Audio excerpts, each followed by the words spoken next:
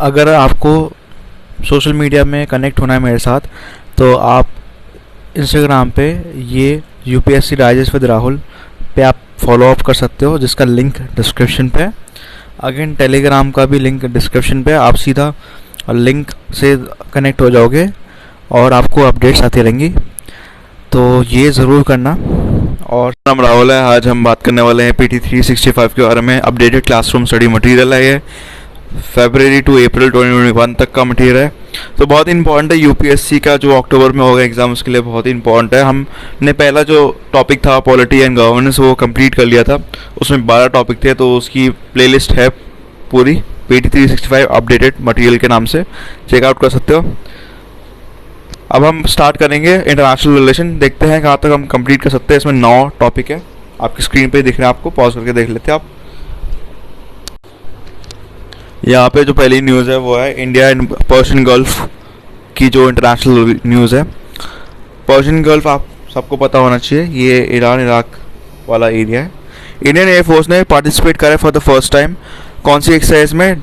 Exercise desert flag 6। ये एक annual multinational exercise है जो कि यूएई ने होस्ट करी थी, एयरफोर्स, यूएई एयरफोर्स, जिसमें इंडिया ने पार्टिसिपेट करा था। और इससे दिखाता है कि इंडिया का कितना अच्छा टाइज जा रहा है पर्शियन गल्फ रीजन के साथ। तो सबसे पहले इम्पोर्टेंट बन जाता है कि पर्शियन गल्फ आखिर है क्या। पर्शियन गल्फ रीजन में 8 कंट्रीज आती हैं, जिसमें Iran, Oman, UAE, Saudi Arabia, Qatar, Bahrain, Kuwait और इराक की जो बॉर्डरिंग कंट्रीज़ है, जिसमें आपका पर्शियन गल्फ भी आता है, जो कि एक्सटेंशन है इंडियन ओशन का, गल्फ ऑफ ओमान और स्ट्रेट ऑफ हर्मुज, जो कि चोक पॉइंट बोलते हैं ईरान में। अगर आपको जाना हो, मैप पे आपको देख सकते हैं। इसके अलावा जो है वो है पर्शियन गल्फ, और जो कोस्टल एरियाज़ हैं वो वर्ल्ड के लार्जेस्ट सोर्स है पेट्रोलियम के। अराउंड 50% वर्ल्ड ऑयल जो आता है वो इस गल्फ से आता है, और रिलेटेड इंडस्ट्री डोमिनेट करती है इस रीजन। सफाइना जो है यहाँ पे गल्फ है, ऑयल गल्फ, वो वर्ल्ड का लार्जेस्ट ऑफशोर ऑयल फील्ड है जो कि पर्शियन गल्फ में है। पर्शियन गल्फ फिशिंग ग्राउंड्स के लिए बहुत ही ज़्यादा है। एक्सटेंसिव कोरल रीफ है यहाँ पे, जिसमें मोस्टली रॉकी है। अबैंडन पर्ल ऑस्टर्स है, बट इसका जो इकोलॉजिकल है वो डैमेज हो गया है इंडस्ट्रियलाइजेशन की वजह से, ऑयल स्पिल्स की वजह से। पर्शियन गल्फ में बहुत ही ज़्यादा वॉर लड़ी गई हैं, जैसे battle of Iran Iraq war 1988, 8 साल की जो वॉर थी, और एक 1991 में गल्फ वॉर हुआ था, जिसमें इराक ने इन्वेड करा था कुवैत पे। अगर इंडिया की बात करूँ तो इंडिया में एक मूवी बनी थी 2017 के अराउंड, एयरलिफ्ट, तो उसका रेफरेंस आप समझ सकते हो। इंडिया का हिस्टोरिकल कनेक्शन है गल्फ रीजन के साथ। करीब 5000 साल पहले इंडिया ट्रेड करता था गल्फ के साथ।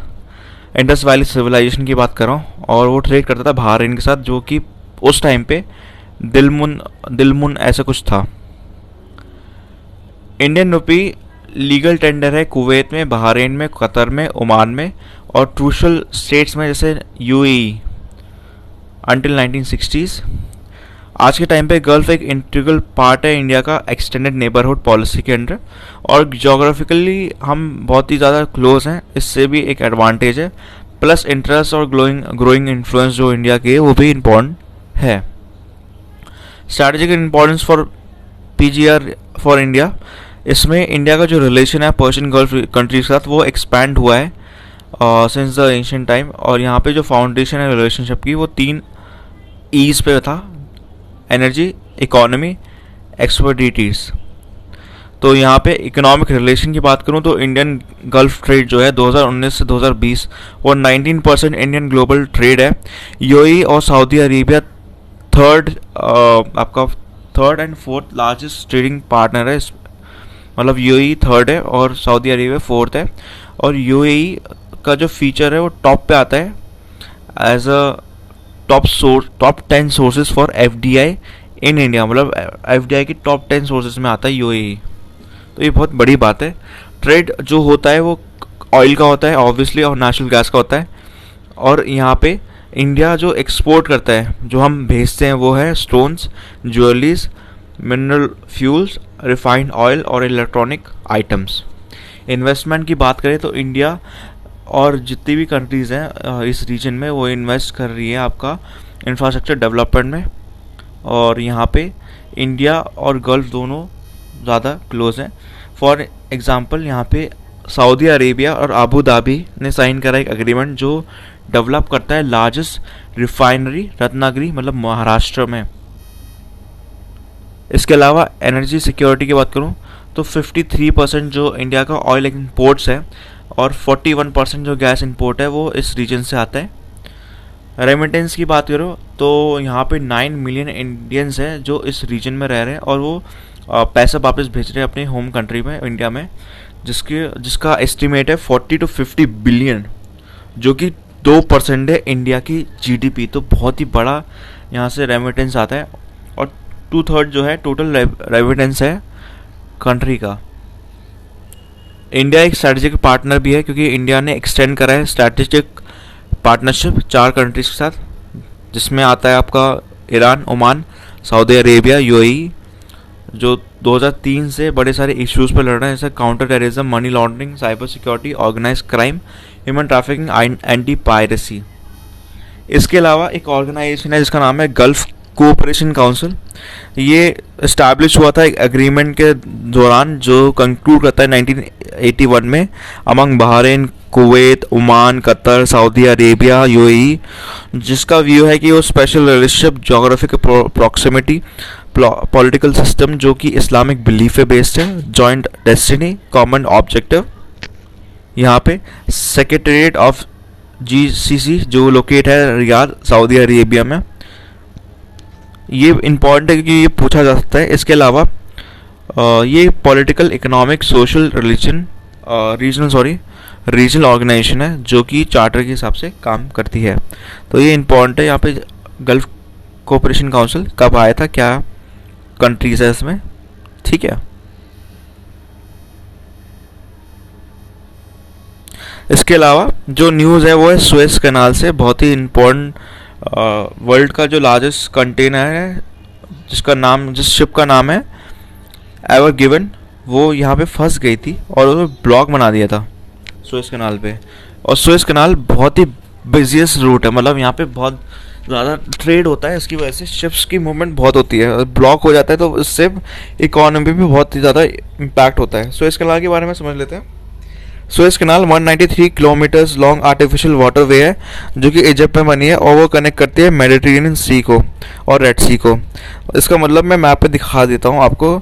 अगर आप देखो तो इजिप्ट के टाइम, मतलब इजिप्ट के साइड में जो कि सबसे ऊपर है, उसके ऊपर आपको मेडिटेरेनियन सी दिख रहा होगा टर्की के पास, ठीक है। यहाँ से अगर आपको इंडिया आना हो, मतलब फॉर एग्जांपल, तो ये छोटा सा जो पैसेज है जिसका रेड सी दिख रहा है आपको, रेड सी से और मेडिटेरेनियन सी को जो कनेक्ट करता है वो सुएज कैनाल करता है, ठीक है।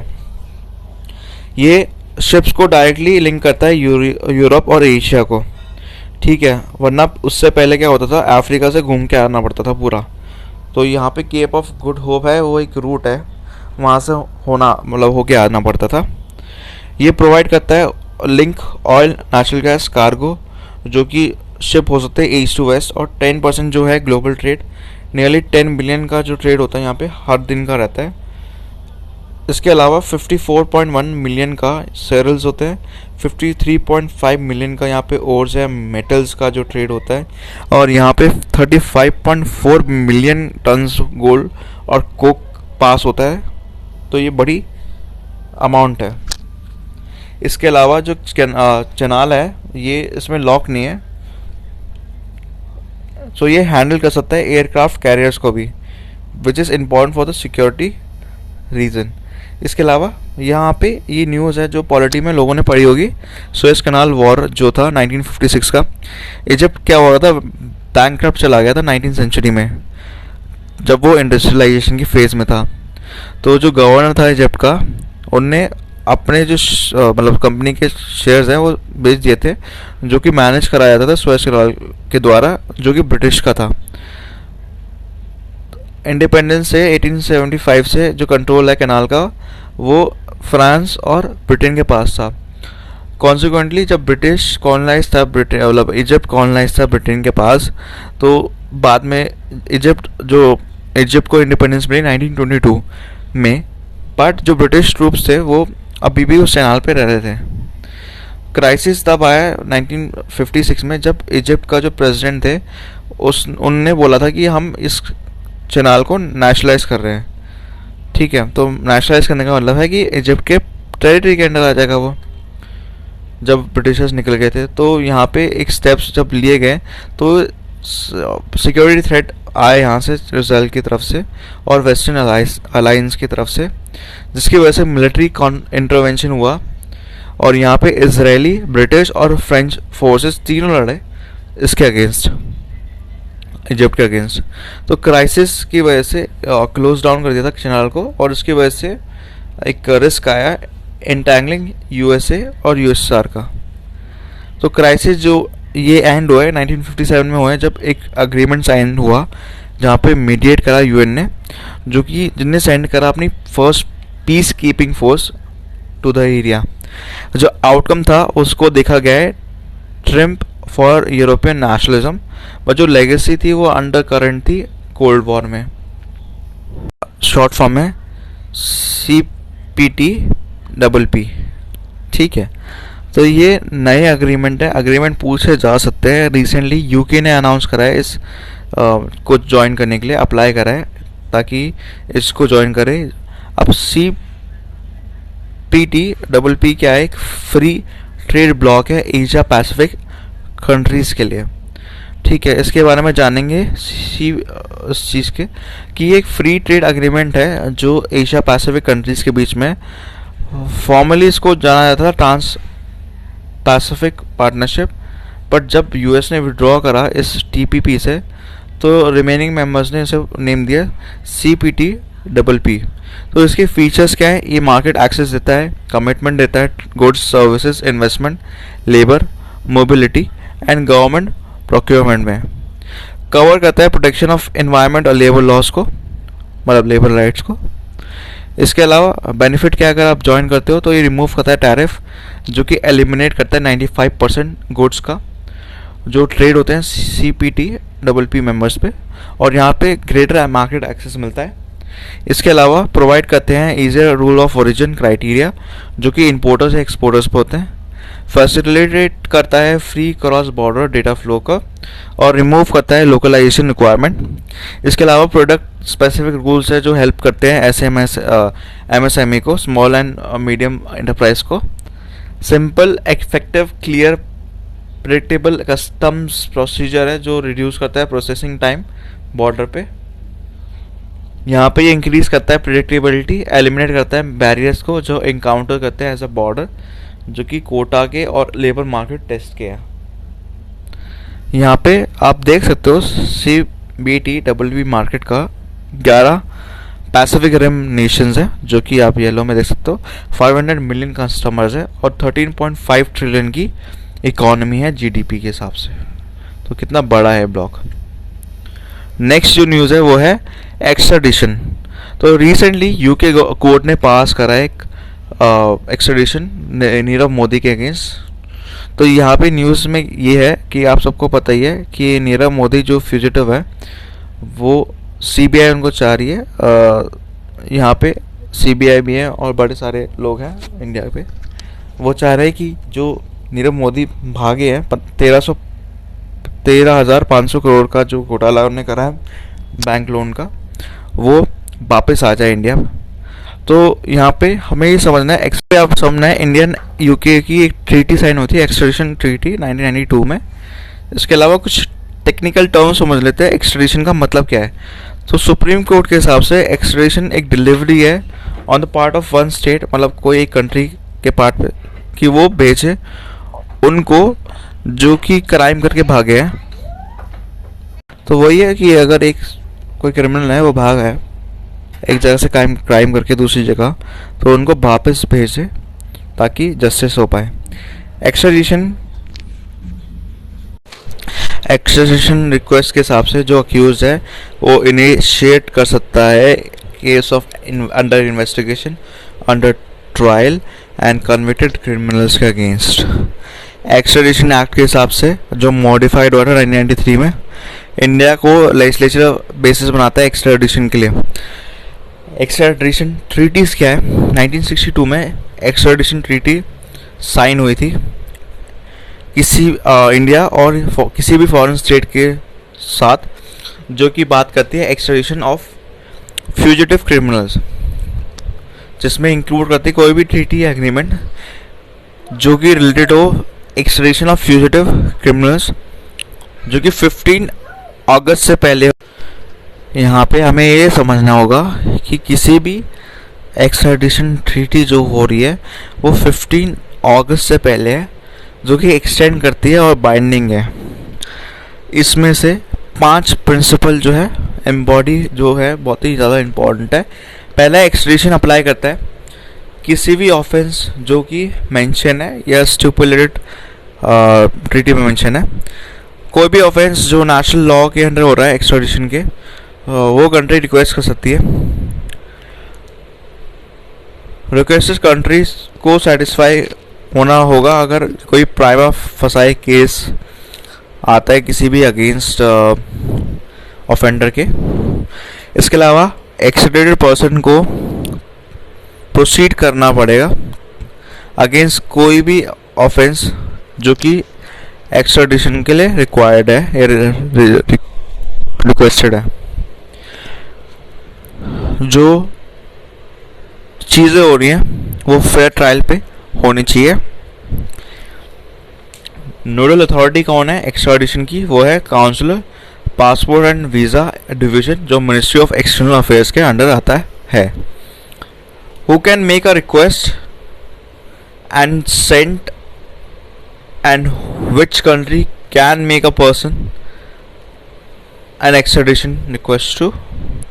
तो ये इसका आंसर ये है कि मिनिस्ट्री ऑफ एक्सटर्नल अफेयर्स ही कर सकती है रिक्वेस्ट, और एक्स्ट्राडिशन अवेलेबल नहीं रहता है तो request of member of public, मतलब कोई भी पब्लिक का मेंबर नहीं कर सकता रिक्वेस्ट, सिर्फ मिनिस्ट्री ऑफ एक्सटर्नल अफेयर्स ही कर सकती है। इंडिया ने बनाया है एक्स्ट्राडिशन रिक्वेस्ट कोई भी कंट्री का 1962 जो प्रोवाइड करता है process of extradition with non treaty foreign also और country also. In case of urgency India को रिक्वेस्ट करनी पड़ेगी प्रोविजनल अरेस्ट ऑफ फ्यूजिटिव, और पेंडिंग प्रेजेंटेशन जो है एक्स्ट्राडिशन की रिक्वेस्ट पे रहेगी। इंडियन नेशनल जो बाद में रिटर्न हो गया इंडिया आफ्टर कमिटिंग क्राइम इन गल्फ या कोई भी बाहर की कंट्री में, तो एक्स्ट्राडिटेड नहीं है टू दोज कंट्री और प्रोसिक्यूट हो सकते हैं इंडिया में इंडियन लॉ के हिसाब से। ठीक है, तो एक्स्ट्राडिशन जो नेशनल इंडियन नेशनल्स का है और वो फॉलोइंग कंट्री से बाहर है बायलैटरल एक्स्ट्राडिशन ट्रीटी के हिसाब से: France, Germany, Spain, UAE, Bulgaria, Kuwait, Poland, Russia, Turkey, Ukraine, Azerbaijan, Uzbekistan, Vietnam, इनमें बार्ड है इंडिया का extradition treaty. Also India extradite नहीं कर सकता किसी भी नेशनल फॉलोइंग कंट्रीज़ को: Saudi Arabia, Bahrain, South Korea, Hong Kong, Mongolia, Nepal, Tunisia और बेलारूस। बार्स क्या है एक्स्ट्राडिशन के? पहला है नो ट्रीटी, जिसमें है कोई भी अगर ट्रीटी नहीं है तो स्टेट ऑब्लिगेटेड नहीं है कि वो एक्स्ट्राडिट करे एलियंस या नेशनल्स को। सेकेंड है नो ट्रीटी क्राइम, अगर ऐसा कुछ होता है तो एक्स्ट्राडिशन जनरली लिमिटेड होता है क्राइम्स पे जो आइडेंटिफाइड है किसी भी ट्रीटी पे, किसी पर्टिकुलर ट्रीटी पे, जो वैरी कर सकती है स्टेट टू स्टेट या प्रोवाइडेड हो कोई भी अग्रीमेंट पे। मिलिट्री और पॉलिटिकल ऑफेंस की बात करूँ तो एक्स्ट्राडिशन जो है डिनाइड होती है प्योरली मिलिट्री और पॉलिटिकल ऑफेंस पे। टेररिस्ट ऑफेंसेस या वायलेंट क्राइम्स एक्सक्लूड होते हैं definition of political offences. Want to dual criminality, यहाँ पे क्रिमिनलिटी जो है ड्यूल जो एग्जिस्ट करती है जहाँ पे कंडक्ट जो है कॉन्स्टिट्यूट करता है ऑफेंस, क्रिमिनल ऑफेंस उस नेशन पे भी और फॉरेन नेशन पे भी, वो आता है ड्यूल क्रिमिनलिटी।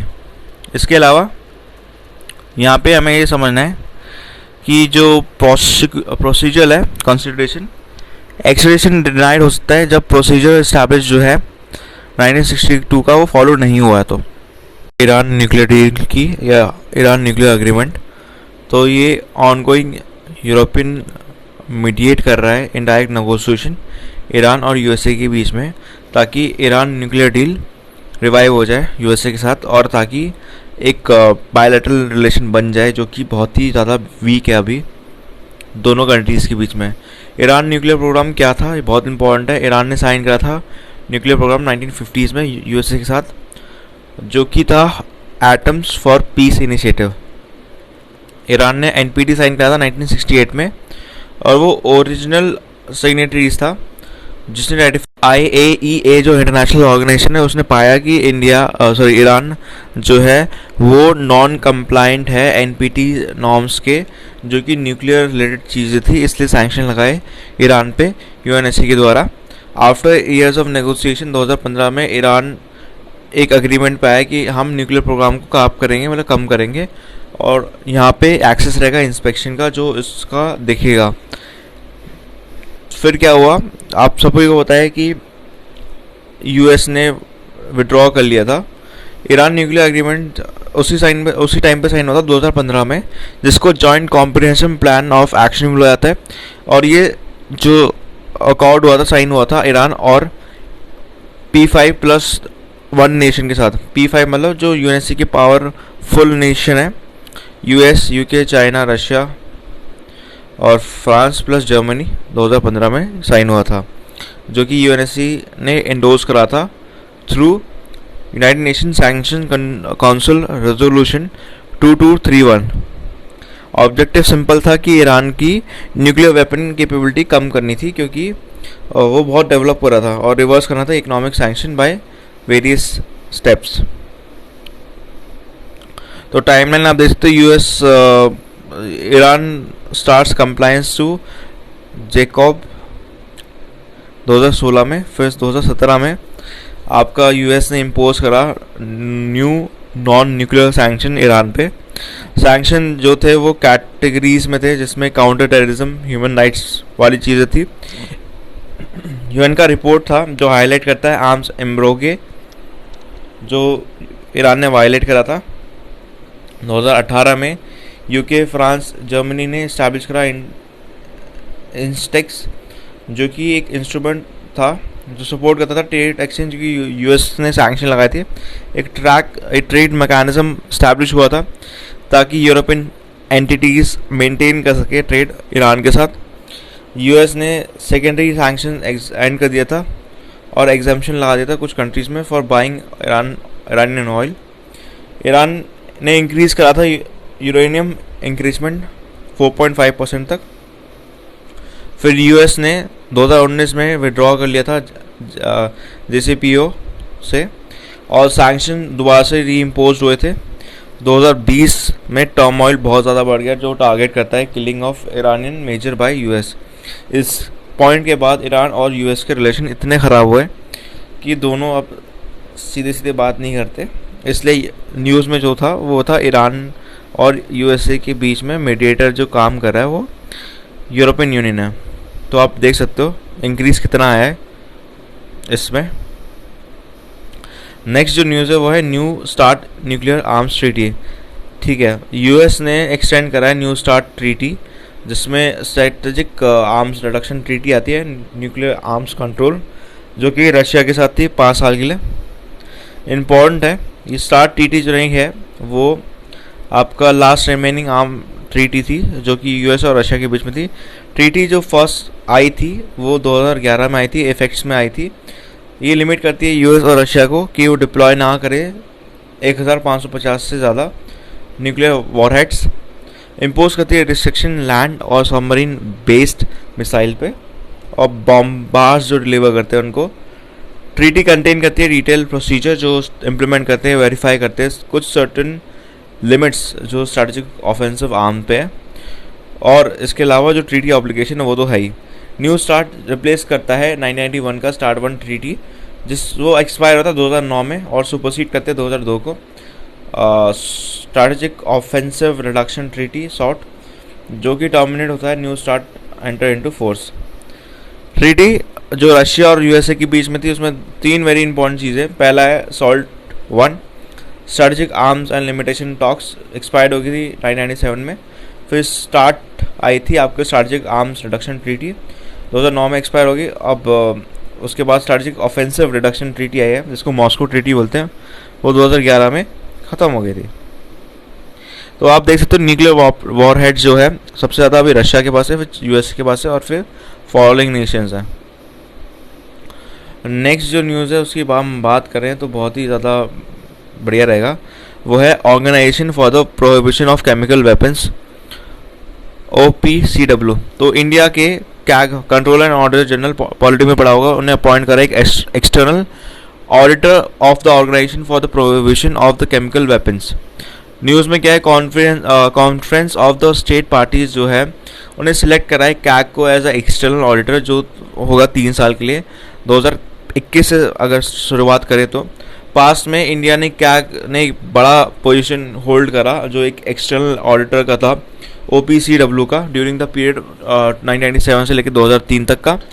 इंडिया का रिलेशन क्या है OPCW का, ये बहुत ही ज़्यादा इंपॉर्टेंट बन जाता है। इंडिया सिग्नेटरी है इसका केमिकल वेपन्स कन्वेंशन का और members of executive council OPCW का। बात करें तो यहाँ पे प्रोविजन इंपॉर्टेंट है, इंडिया ने इनैक्ट करा है केमिकल वेपन्स कन्वेंशन 2000 का।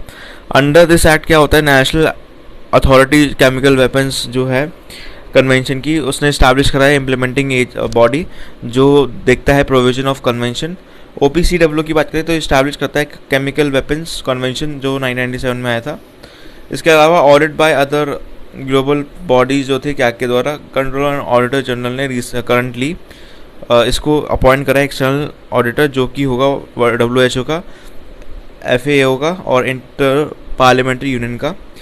कैग जो है चेयर है इसका United nation panel for external auditor. CAG एक मेंबर है गवर्निंग बॉडीज़ का जो international organisation of supreme audit institution इंटोसाई का भी है। इसके बात करें तो यहाँ पे OPCW का एक आप देख सकते हो, पहला है एग्जीक्यूटिव काउंसिल जिसमें आते हैं 41 OPCW मेंबर स्टेट जो कि इलेक्ट होते हैं conference of the state parties के द्वारा और रोटेट होते हैं हर 2 साल में। सेकेंड है टेक्निकल सेक्रेटेरिएट जो चार्ज करते हैं verifying state compliance with the convention. Third है conference of the state party जो हाईएस्ट डिसीजन मेकिंग बॉडी है ऑर्गेनाइजेशन की। इसके अलावा जो ऑथराइज है वो परफॉर्म करेंगे कुछ इंस्पेक्शन जो कि वेरीफाई करते हैं सिग्नेटरी स्टेटस, जो कंप्लायंस करते हैं कन्वेंशन, जो इंक्लूड करता है कमिटमेंट जो ग्रांट करता है inspection, full access to chemical weapon sites, perform करते हैं टेस्टिंग साइट्स, विक्टिम्स और suspected chemical attacks. OPCW investigate करता है, आइडेंटिफाई करता है टीम को। इस्टेब्लिश होता है 2018 में, रिस्पॉन्सिबल है आइडेंटिफाइंग परपेचुएटर और जो यूज़ करते हैं केमिकल वेपन्स, जो जैसे सीरिया अरब रिपब्लिक में हुआ था। रिसेंटली IIT ने रिलीज़ करी सेकेंड रिपोर्ट जो कि कंक्लूड करती है जो यूनिट से सीरिया के अरब एयर फोर्स के वो केमिकल वेपन्स यूज़ करते हैं सीरिया में 2018 में। सीरिया में कहाँ, सारकिप। OPCW यूनियन का नहीं है, ऑर्गेनाइजेशन का पार्ट नहीं है, हाउएवर वर्क कर रहा है उसके साथ, यूएन के साथ। 2001 में रिलेशनशिप अग्रीमेंट हुआ था OPCW और यूनाइटेड नेशन के बीच में। OPCW रिपोर्ट्स देता है, इंस्ट्रक्शन देता है, बड़ी सारी चीज़ें असिस्ट करता है यूएन को और यूएनएससी को, तो इसलिए बहुत ही ज़्यादा इंपॉर्टेंट ऑर्गेनाइजेशन बन जाती है OPCW। ठीक है, इसके अलावा यहाँ पे आप देख सकते हो OPCW strives to fulfil convention mandate to. पहला है डिस्ट्रॉय करता है सारे केमिकल वेपन, सेकंड है फास्ट करता है इंटरनेशनल कोऑपरेशन, और थर्ड है यहाँ पे प्रोवाइड करता है असिस्टेंट और प्रोटेक्शन स्टेट पार्टीज़ को अगेंस्ट केमिकल वेपन्स। फोर्थ है मॉनिटर करता है केमिकल्स ताकि वो प्रिवेंट करें न्यू वेपन्स जो री एमर्ज हो रहे हैं। केमिकल वेपन्स कन्वेंशन जो है यहाँ पे पहला पॉइंट जो आप देख सकते हो स्क्रीन पे वो है, कन्वेंशन प्रोहिबिट करता है डेवलपमेंट में, प्रोडक्शन पे, स्टॉक पाइलिंग में यूज़ ऑफ केमिकल वेपन्स, उनकी डिस्ट्रक्शन जो होता है 1993 में। अडॉप्ट हुआ था कॉन्फ्रेंस ऑन डिसआर्मामेंट 1992 में। जो ट्रीटी आई थी 1997 पे, और इसका जो एम था वो इंटायर कैटेगरी पे देता है वेपन्स ऑफ मास डिस्ट्रक्शन या प्रोहिबिट करता है development, production, accumulation, stock piling और बड़ी सारी चीज़ें जो है इसकी। इसके अलावा यहाँ पे एक यूनिक फीचर है कॉन्स्टिट्यूशन का जो इनकोऑपरेट करता है चैलेंज इंस्पेक्शन। जहाँ पे वो स्टेट पार्टीज़ को जो डाउट में है अनदर स्टेट पार्टी उसका कंप्लायंस को रिक्वेस्ट करता है सरप्राइज इंस्पेक्शन। इस चैलेंज इंस्पेक्शन के जो प्रोसीजर होते हैं स्टेट पार्टीज कमिट करती है so the principle of any time anywhere inspection, जिसमें नो राइट ऑफ रिफ्यूजल भी है। इसके अलावा international effects at chemical disarmament की बात करें तो पहला है स्ट्रैसबर्ग एग्रीमेंट 1675 का। ये एक इंटरनेशनल एग्रीमेंट था जो लिमिट करते हैं use of chemical weapons. Sign हुआ था फ्रांस और जर्मनी के बीच में, जो प्रोहिबिट करता है use of poison bullets. Second point है आपका ब्रसेल कन्वेंशन, जो law and custom of war पे होता है 1874 में साइन होता है। साइन इसलिए हुआ था क्योंकि प्रोहिबिट करे एम्प्लॉयमेंट ऑफ पॉइजन और पॉइजन वेपन्स। सेकेंड है प्रोहिबिट करता है यूज़ ऑफ आर्म्स, प्रोजेक्टाइल्स और मटेरियल। थर्ड है कि एग्रीमेंट कभी फोर्स में नहीं आया था। नेक्स्ट पॉइंट है हेग कन्वेंशन, यहाँ पे हेग पीस कॉन्फ्रेंस आई थी। सेकेंड है कॉन्ट्रैक्टिंग पार्टीज जो अग्री करती है एब्सटेंड करते हैं यूज़ ऑफ प्रोजेक्टाइल। जो सोल ऑब्जेक्ट है जो डिफ्यूजन का है वो डेलेटेरियस गैसेस पे होती है। लास्ट जो पॉइंट है वो है protocol for prohibition of the use of asphyxiating poisonous और बड़े सारे गैसेस जो हैं बैक्टीरियोलॉजी मेथड्स ऑफ वॉरफेयर जो है 1925 में आया था।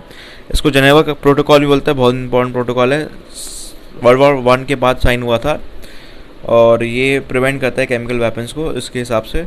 हाउएवर जो प्रोटोकॉल है प्रोहिबिट नहीं करता डेवलपमेंट उसका, मतलब आप बनाने का प्रोहिबिशन नहीं है, बट प्रिवेंट करता है कि भाई आगे आप ऐसी चीज़ें यूज़ ना करो। ये बैन करता है use of chemical and biological weapons war में, सिर्फ वॉर में, ठीक है। लास्ट के सेगमेंट में आ रहे हैं हम थोड़े से 2.8 और 2.9 के इसका ख़त्म है ये। हाँ 2.9 के बाद ये ख़त्म हो जाएगा। तो वीडियो बहुत लंबी हो रही है यार, और चैनल को लाइक शेयर सब्सक्राइब करो क्योंकि ज़्यादा लंबी हो रही है।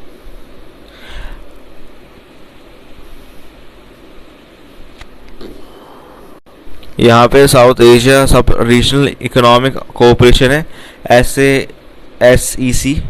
रिसेंटली फाइनेंस मिनिस्टर ने इनवाइट करा है ADB एशियन डेवलपमेंट बैंक को कि वो सेटअप करे सेक्रेटरीट इंडिया में।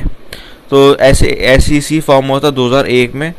इसमें 7 कंट्रीज आती है, इंडिया, बांग्लादेश, भूटान, मालदीव, नेपाल, श्रीलंका, म्यांमार। मतलब यहाँ पे आप समझ लो पाकिस्तान को हटा दो, बाकी सारी है ऑलमोस्ट, आप देख लो। और इसके अलावा ये एम करता है इकोनॉमिक ग्रोथ का, cross border connectivity, energy cooperation और वही जो चीज़ें होती हैं। कॉमन विजन है इंटर रीजनल ट्रेड और कोऑपरेशन का साउथ एशिया में, और कनेक्टिविटी बढ़ाता है, ये म्यांमार को कनेक्ट करता है। ADB है एशियन डेवलपमेंट बैंक, सेक्रेटरीट है इसका SEC प्रोग्राम का।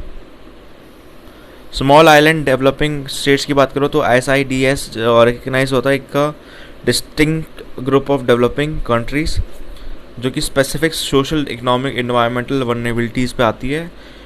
यहाँ पे आपको ये समझना है कि यूनाइटेड नेशन एनवायरनमेंट भी है जो एक बहुत ही इम्पोर्टेंट पार्ट प्ले करता है इसमें। और इसके अलावा जो आप देख सकते हो वो है एनवायरनमेंट डेवलपमेंट, जो है इसको अर्थ समिट बुलाया जाता है और ये रियो द जेनेरियो में होती है ब्राज़ील में। रिकग्निशन जो है वो स्पेसिफिकली एजेंडा 21 के कॉन्टेक्स्ट पे था। 3 जोग्राफिकल रीजन है जिनको आइडेंटिफाई करा है, location of SIDS, Caribbean, Pacific, Atlantic, Indian Ocean, Mediterranean, South China Sea. इसके अलावा United Nation capital development fund जो है UNCDF, Indian origin Preeti Sinha जो है वो अपॉइंट हुई है as executive secretary of United Nation capital development fund की। ये क्या करता है, पब्लिक प्राइवेट को फाइनेंस देता है जो specifically poor country in the world हो, एटलीस्ट 46 लीस्ट डेवलप कंट्रीज़ को देता है। स्टैब्लिश हुआ था यूनाइटेड नेशन जनरल असेंबली में 1966 में। असिस्ट करता है डेवलपिंग कंट्रीज़ को, उनकी इकॉनमीज़ को पैसे देके, और ये नोटिफाई करता है 1973 में कि वो सर्व करे उन लोगों को जो LDC है और बड़े सारे लोगों को जिनको ज़रूरत है, लोन पे देता है। सिपरी की बात करें, Stockholm international peace research institute बहुत इंपॉर्टेंट इंडिपेंडेंट इंटरनेशनल इंस्टीट्यूट है जो डील करता है कॉन्फ्लिक्ट आर्मामेंट और आर्म्स कंट्रोल पे। 1966 मतलब उसी टाइम पे हुआ था जिसमें ये United Nation capital development fund आया था उस टाइम पे हुआ था, और ये एनालाइज करता है, रिकमेंड करता है बड़ी सारी चीज़ें। सिपरी की बात करें तो इंडिया का इंपोर्ट है वो डिक्रीज़ हुआ है 33% से, और टॉप आर्म सप्लायर्स है रशिया, उसके बाद फ्रांस, फिर इसराइल। रशिया का 49% है। रशिया मोस्ट इफेक्टिव सप्लायर है, ऑल्दो इंडिया इंपोर्ट करता है यूएस से भी, वो भी एक चीज़ है। 5 आर्म जो लार्जेस्ट आर्म है 2016 से 2020 में, वो है यूएस है, Russia, France, Germany, China. Top importers है Saudi Arabia, Iran, Egypt, Australia, China. Houthi rebels की बात करें, यूएन एडमिनिस्ट्रेशन ने नोटिफाई करा है कि वो हाउदी रेफर को रिमूव कर देंगे फॉरेन टेररिस्ट ऑर्गेनाइजेशन से। वो आपका असिस्ट करते हैं ह्यूमैनिटेरियन ग्रुप्स को जो प्रोवाइड करते हैं क्रूशियल एड वॉरिंग साइट्स को यमन में।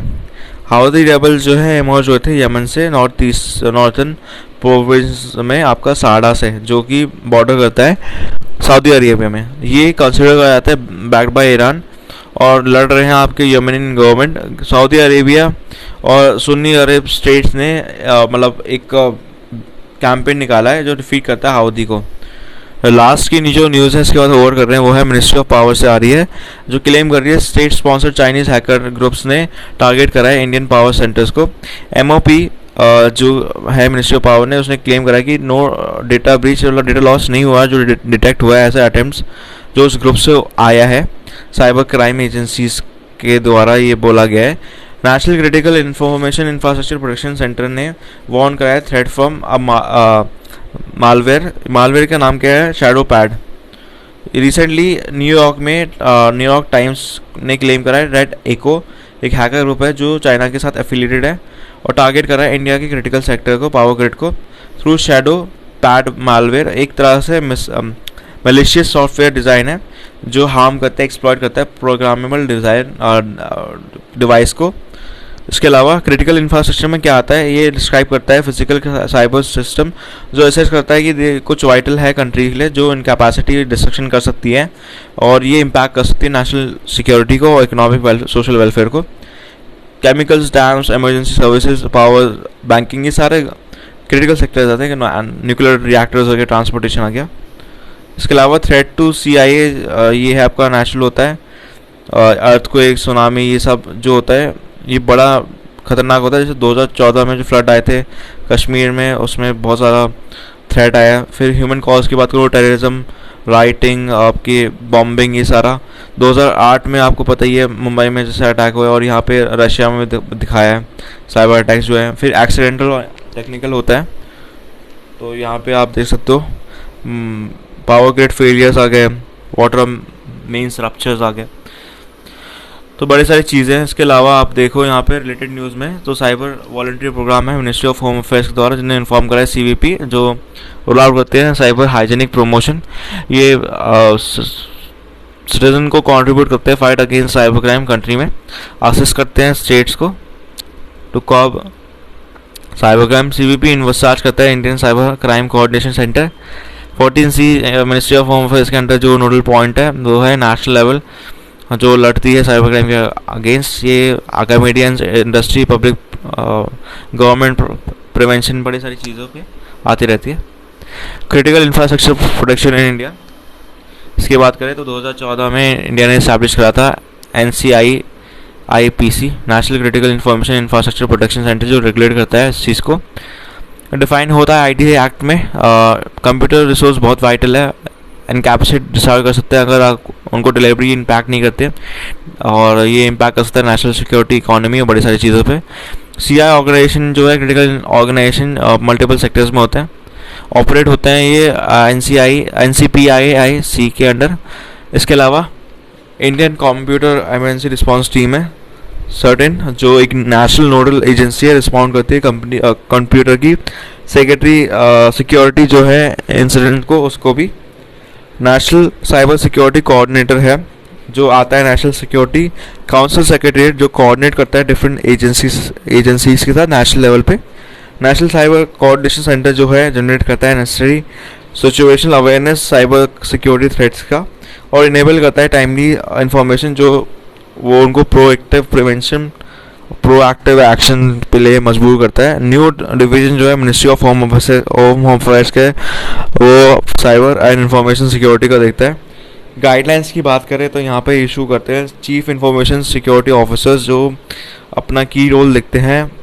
और इसके अलावा साइबर स्वच्छ केंद्र है जो बॉटनेट क्लीनिंग और मालवेयर एनालिसिस को देखते हैं, और वो लॉन्च करते हैं डिटेक्शन मैलिशियस प्रोग्राम, प्रोवाइड करते हैं फ्री का जो टूल्स है ताकि वो रिमूव करे कुछ ऐसी चीज़ें। इसके अलावा आप देख सकते हो यहाँ पे इंटरनेशनल रिलेशन है मैप पे, और यहाँ पे आप देख सकते हो यमन में सिविल वॉर 2014 से सिविल वॉर चल रही है। फिर आपका सेनेलिस में इंडिया सेनेलिस हाई लेवल वर्चुअल इवेंट है। ईस्ट तिमोर में ट्रॉपिकल साइक्लोन आया है। साउथ अफ्रीका में वाइल्ड फायर है जो टेबल माउंटेन नेशनल पार्क में है। लक्षद्वीप में यूएस नेवी आई है फ्रीडम ऑफ नेविगेशन के अंडर, और इंडिया का एक्सक्लूसिव जोन को ब्रीच करा है without requesting India permission. Chad में प्रेसिडेंट का जो प्रेसिडेंट मर गए अभी, तो उनका क्राइसिस चल रहा है। फ्रेंच पॉलिनेशिया में रिपोर्ट आई है न्यूक्लियर थ्रेट्स टेस्ट की। पर्शियन गल्फ की बात करो ईरान और यूएसए का वॉरशिप इंगेज हुई है टेंस इनकाउंटर में। सुएज कनाल ब्लॉक हो गया था, आपको पता है, हमने बात कर लिया है। लाओस में प्लेन ऑफ जार्स है यूनेस्को की world heritage site. South Korea में हमने इंडिया साउथ कोरिया एक जॉइंट प्रोडक्शन और एक्सपोर्ट ऑफ मिलिट्री हार्डवेयर ये चीज़ साइन हुई है, तो बहुत अच्छी बात है। कजाकिस्तान की बात करें तो कैश हिंद एक्सरसाइज हुई है। चाइना की बात करें, चाइना में बिगेस्ट सैंडस्टॉर्म आया है डिकेड में, जो हैवी विंड ब्लो हो रही है गोबी डेजर्ट से। ह्यूमन राइट वॉच ने अपील कराई यूएन को कि वो इन्वेस्टिगेट करे जी जिनपिंग रीजन में। रेड सी पे ईरान ने अटैक करा है, रेड सी पे। आर्मीनिया में यूएस ने रिकग्नाइज करा 1915 की जो किलिंग है आर्मीनियन की ऑटोमन एम्पायर की, वो जेनोसाइड है। इसके अलावा ब्लैक सी रशिया ने बीफ करा है वॉरशिप ब्लैक सी पे। और यहाँ पे एक्सरसाइज ला पेलोरस इंडिया फ्रांस ऑस्ट्रेलिया जापान और यूएस ने करा है एक्सरसाइज ला पेलोरस। टर्की में स्टडी एट साल्डा लेक हुई है एंशिएंट लाइफ पे। नॉर्थ सी की बात करें, डेनमार्क ने अप्रूव करा है कि वो बिल्ड कर रहे हैं आर्टिफिशियल एनर्जी आइलैंड नॉर्थ सी पे। साहिल रीजन से बात करूँ, फ्रांस ने स्ट्रॉन्ग मिलिट्री प्रेजेंस बनाई है। वज्रा प्रहार एक्सरसाइज हुई यूएसए के साथ, बहुत ही इंपॉर्टेंट एक्सरसाइज है। सेंट विंसेंट एंड ग्रेनेडिन्स एक एक्सप्लोजन रिपोर्ट हुआ है वाला कोई वॉल्केनो फटा है यहाँ पे जो कैरेबियन आइलैंड में। इक्वाडोर की बात करें तो यहाँ पे सांगे वॉल्केनो इरप्ट हुआ है। और लास्ट जो है वो है आपका ईसीटी, वो है ईस्ट कंटेनर टर्मिनल, जो कि लोकेट है 3 किलोमीटर चाइना से, जो कि इंटरनेशनल फाइनेंशियल पोर्ट है, पोर्ट सिटी बिल्ड हो रहा है जो कोलंबिया की है। श्रीलंका की सिर्फ इतना ही है।